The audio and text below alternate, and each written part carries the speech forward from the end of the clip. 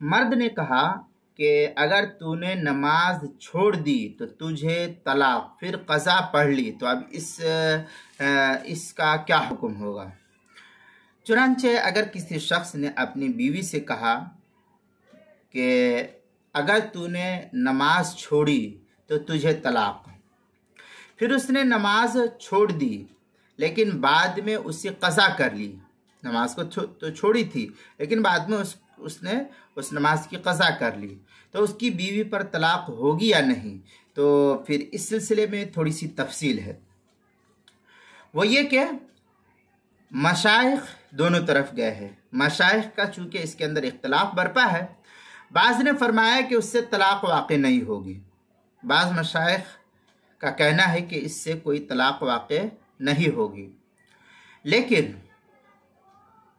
مبنی بر حقیقت قول اگر دیکھا جائے تو راجح قول کے مطابق اگر دیکھا جائے تو وہ یہ ہے کہ اس کی بیوی پر طلاق واقع ہو جائے گی۔ راجح قول کو اگر دیکھا جائے تو اس کی بیوی پر طلاق واقع ہو جائے گی۔ کیوں؟ اس لیے کہ نماز چھوڑنے کا مطلب وقت پر نہ پڑھنا ہوتا ہے، نماز کو چھوڑنے کا مطلب یہ شمار کیا جاتا ہے عرف کے اندر کہ وقت پر اس نے ادا نہیں کیا ہے، جس کا تحقق تو ہو چکا ہے کہ اس نے نماز چھوڑ دی، بعد میں اگرچہ قضا کر لی ہے، بعد میں قضا کرنے سے یہ شرط کی نفی نہیں ہوئی، لہذا اس کی بیوی پر طلاق واقع ہو جائے گی، اور قول راجح یہی شمار کیا گیا ہے۔ چنانچہ اس سلسلے میں کافی تفصیلی بحث کرتے ہوئے صاحب محیط برہانی لکھتے ہیں کہ قال لامرأ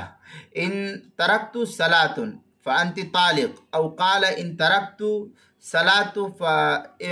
فامرأتی طالق، اس طریقے فترکت صلاۃ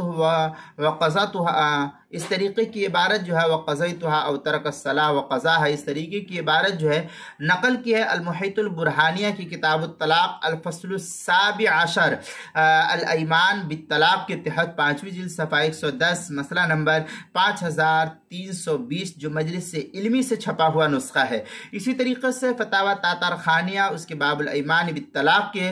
5ویں جلد اس کے صفحہ 67 مسئلہ نمبر 7259، کتاب المسائل اس کی 5ویں جلد صفحہ 199 اور 200 پر اس کو نقل کیا گیا ہے، تفصیل وہاں دیکھ سکتے ہیں۔